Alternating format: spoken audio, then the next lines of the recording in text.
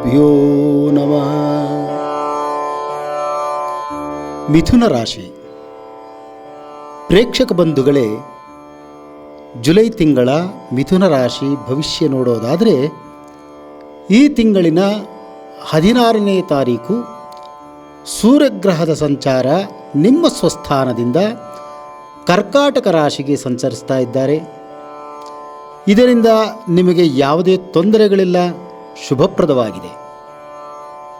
ಈಗಾಗಲೇ ಆಷಾಢ ಮಾಸದ ಆಷಾಢ ಶುಕ್ರವಾರ ಪ್ರಾರಂಭವಾಗಿದೆ.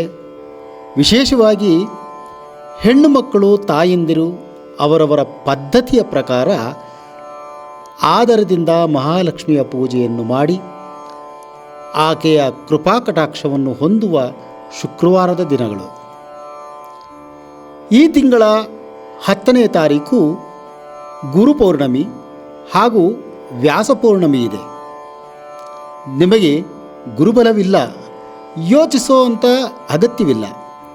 ಗುರುರಾಯರ ಪೂಜೆ, ಗುರುಗಳ ಪೂಜೆ, ಗುರು ಸೇವೆಗಳನ್ನು ಮಾಡಿ ನಿಮಗೆ ಒಳ್ಳೆಯ ಫಲ ಸಿಗುತ್ತೆ.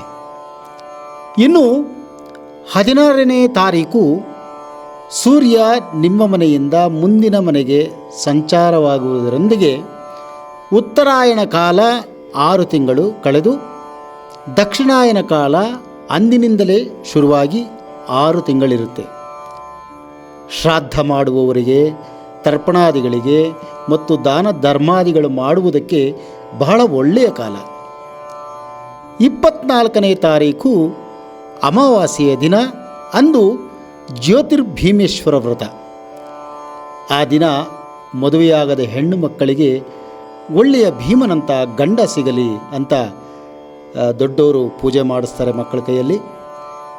ಮದುವೆಯಾದಂತಹ ಹೆಣ್ಣು ಮಕ್ಕಳು ತನ್ನ ಪತಿಗೆ ಯಾವುದೇ ದೋಷಗಳು ಇಲ್ಲದೆ ಭೀಮನಂತಹ ಶರೀರ ಪ್ರಾಪ್ತಿಯಾಗಲಿ ಅಂತ ಬಯಸುವಂಥದ್ದು.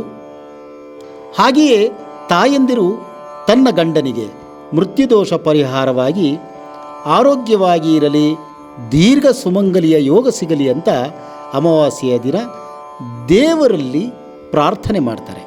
ಹಾಗಾದರೆ ಗೋಚಾರ ಫಲದಲ್ಲಿ ಯಾವ ರಾಶಿಯಿಂದ ಏನೇನು ಫಲ ಸಿಗುತ್ತೆ ಅಂತ ನೋಡೋದಾದರೆ, ಭಾಗ್ಯದಲ್ಲಿರುವಂತಹ ರಾಹುವಿನಿಂದ ಶುಭ ಫಲ, ದಶಮದಲ್ಲಿ ಇರುವಂತಹ ಶನಿಯಿಂದ ಶುಭ ಫಲ, ಕರ್ಕಾಟಕ ರಾಶಿಗೆ ಪ್ರವೇಶವಾದ ದ್ವಿತೀಯದಲ್ಲಿರುವಂತಹ ಸೂರ್ಯಗ್ರಹದಿಂದ ಶುಭ ಫಲ, ಲಾಭಾಧಿಪತಿ ಕುಜಗ್ರಹದಿಂದಲೂ ನಿಮಗೆ ಶುಭ ಫಲ ಇದೆ. ಎಲ್ಲ ಗ್ರಹವೂ ನಿಮಗೆ ಬಲವಾಗಿದೆ, ಆದರೆ ಗುರುಗ್ರಹ ಬಲಹೀನವಾಗಿದೆ ಅಷ್ಟೇ.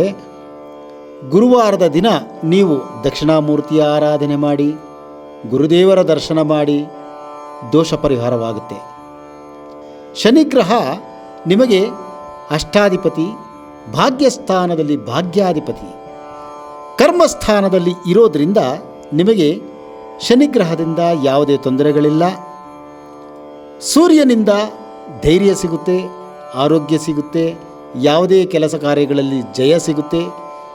ಕುಜಗ್ರಹ ಲಾಭಾಧಿಪತಿ ಹಾಗೂ ಋಣರೋಗಕ್ಕೆ ಶತ್ರುಸ್ಥಾನ ಅಧಿಪತಿಯಾಗಿದ್ದಾರೆ. ಅದೂ ಸಹ ಮಿತ್ರನ ಮನೆಯಲ್ಲಿದ್ದಾರೆ. ಲಾಭಗಳನ್ನು ಕೊಡ್ತಾರೆ, ಋಣಬಾಧೆಗಳನ್ನು ಕಡಿಮೆ ಮಾಡ್ತಾರೆ, ಶತ್ರುಗಳನ್ನು ದೂರ ಮಾಡ್ತಾರೆ. ಕುಜಗ್ರಹದಿಂದ ರೋಗಗಳನ್ನು ಕಡಿಮೆ ಮಾಡ್ತಾ ಇರೋವಾಗ ಇನ್ನೇನು ಬೇಕಲ್ವೇ? ಆರೋಗ್ಯವೇ ಮಹಾಭಾಗ್ಯ. ನಿಮಗೆ ನಿಮ್ಮ ರಾಶ್ಯಾಧಿಪತಿ ಬುಧ ಚೆನ್ನಾಗಿಲ್ಲ. ಬುಧ ಅಂದರೆ ಶ್ರೀಮನ್ ಮಹಾವಿಷ್ಣು. ಸದಾ ಅವರ ಸ್ತೋತ್ರ ಮಾಡಿ ನಿಮಗೆ ಬಲವರ್ಧನೆ ಆಗುತ್ತೆ, ಒಳ್ಳೆಯದಾಗುತ್ತೆ. 12ನೇ ಮನೆಯಿಂದ ಶುಕ್ರ ನಿಮಗೆ ಯಾವ ರೀತಿಯ ಫಲ ಕೊಡ್ತಾರೆ ನೋಡೋಣ.